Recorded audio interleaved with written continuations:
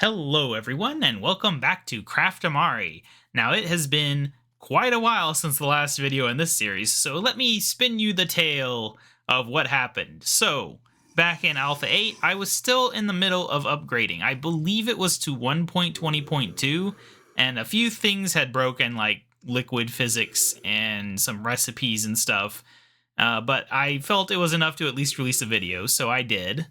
And it was a pretty nice sized update. But then I decided to go to 1.20.4, which did not go well because even more things broke, and I basically just gave up because it's not like anybody really wanted to play Minecraft with me anyway.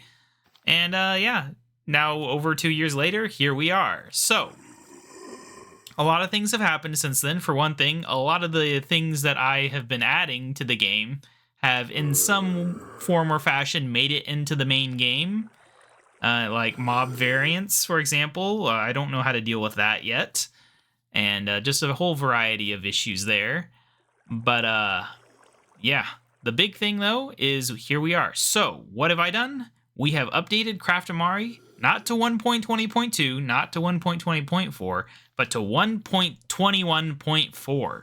So now we have armadillos, we have the Pale Garden, we have the Trials things, and whatever other things came out around then. I don't know. It's pretty cool. And as far as I know, I admittedly have not tested a lot of features, but as far as my knowledge goes, pretty much everything in the game is currently functioning as it did before we left 1.20.1, I believe. So, in theory, we are good to go from here on out. I don't know if I'm going to stay at 1.21.4 or try to move forward. The issue with moving forward is I stopped at this version for one specific reason. The next version starts adding mob variants that conflict with my own mob variants. Up until 1.21.4, they'd only done wolves. That was fine. I haven't messed with the wolves. But yeah, they do some more in 1.21.5. So we might be on this version for a while. But hey, getting the Pale Garden was one of the big goals because world generation, getting that biome in the world generation, it's a big deal. But anyway, so what about this video? So before I did do that 2+ year break, I did actually add a few small features, which is what makes this Alpha 8.1. We're going to get the numbering of the alphas to match up with the numbering of the episodes. And to do that, we're just doing this little patch notes, hey, the project's not dead type thing. So let's get into it. The few tiny things. First of all, yes, ironically, I had added pink flowers to cactuses. Yeah, that's kind of a thing that's happening like right now in the main game. And they did it prettier than my knockoff of my cabbage model that I plopped on top of there. But I'd been wanting cactus flowers. Literally, it's been in my wish list of features since the very first original version of Craftamari years and years ago. And I finally did it and then didn't show anyone until it was too late. So that's great. But yes, to make things fun, I made it its own separate flowering cactus block, which uses the old cactus model because they did change it. You can see over there, it's not quite as bright green. So I thought, you know, a lot of people liked the old cactus. Might as well bring it back as its own thing. It just spawns rarely in any biome cactus do. So it's not even that hard to find, really. I just flew for a little bit and found multiple of them. I figured it's not that special of a block. It doesn't need to be super rare. But yeah, the cactus just grows the flower on top of it, just like it grows extra cactus pieces. It's nothing special. And the flower can be turned into pink dye. Plus, bees can pollinate it. And currently, I have actually got an advantage over the beta in the main game because bees don't get hurt by the thorns on this flowering cactus, and they do in the current version, but I assume they're going to fix that because it's just kind of awkward functionality. But anyway, so outside of that, the other new block that I added was the unsecure iron trapdoor, which doesn't require redstone to open and close. It's just like a extra durability trapdoor, basically, or for decoration purposes if you don't want to have to deal with buttons.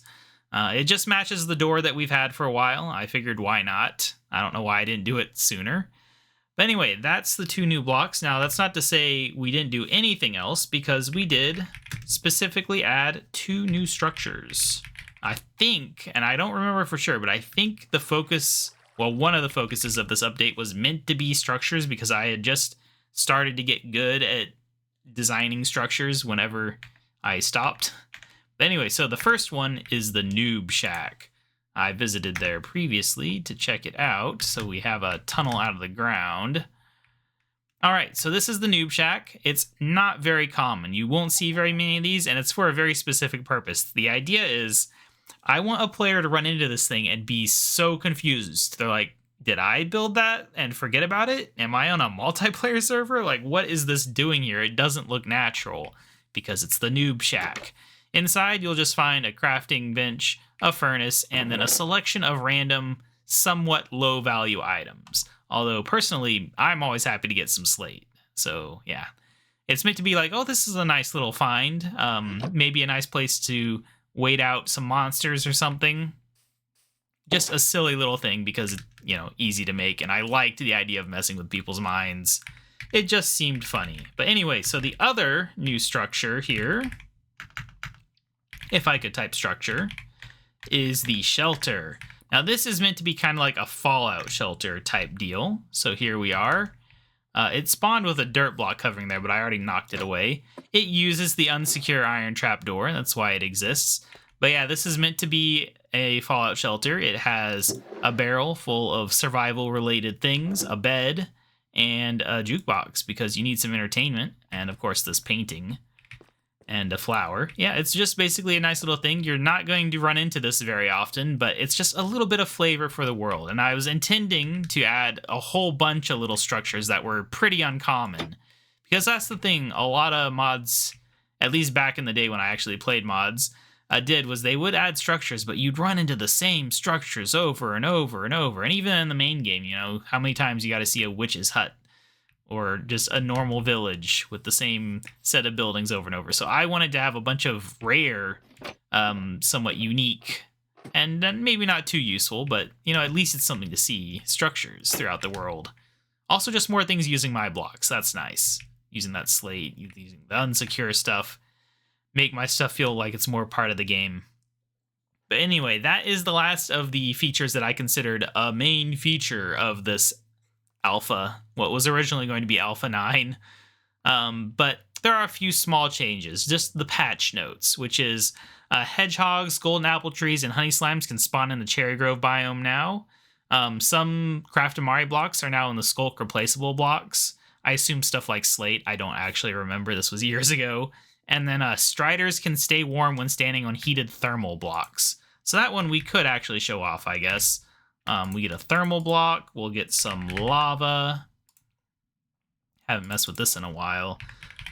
And we will get some striders. All right. But I believe to heat up my thermal block, I just do that and then that, and it'll take a little while. There, it's heated.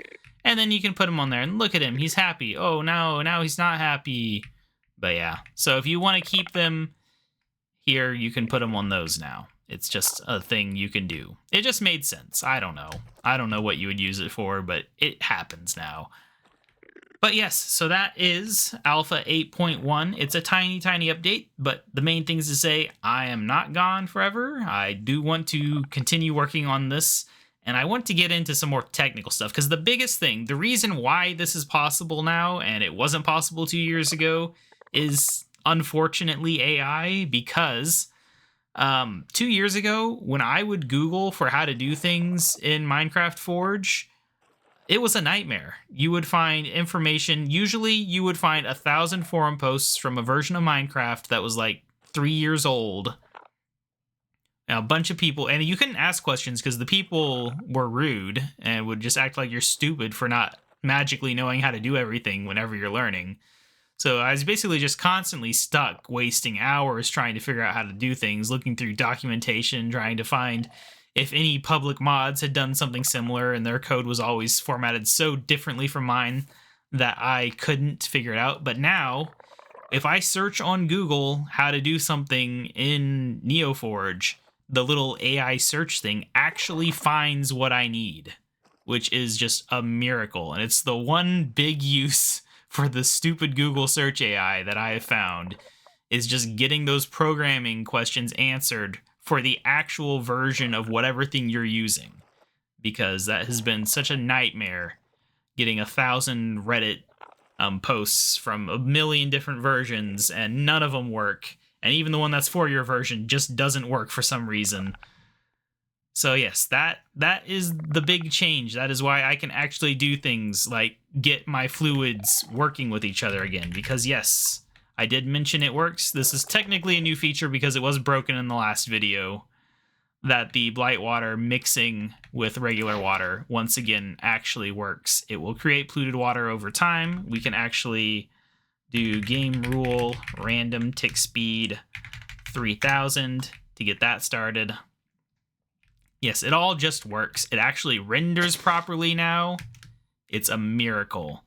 So yeah, that is the thing. Now that's not to say we're going to make a ton of progress. I can actually find solutions when I get stuck now, but this is only one project that I'm working on. I'm actually working on a game now, which if you're on this channel, hopefully you've seen those videos. And yeah, that's probably going to still take up the majority of my time, but whenever I don't feel like working on that, I'm just in a programming mood lately, so I'm going to work on this as the alternative project. And because I still want a Minecraft server, just in general, someday I'll play Minecraft with someone again. It's been a while, but I'm sure I can find somebody who wants to play, one of my old friends. It's going to be great. I guess that's true. One thing I haven't tested is multiplayer compatibility, but considering single player is now kind of like a multiplayer server, it probably works. Everything just seems to be working now, which is nice. Oh, never mind. I forgot about this. This is a known issue. I just completely forgot about it because I was so focused on fixing the functional issues like the water that I forgot that ducks go insane when they swim. Right, it mostly works. But yes, I will see you guys in the next episode, however long that may be, and also in the Skills Go Up series, which we'll be having an episode tomorrow. Bye!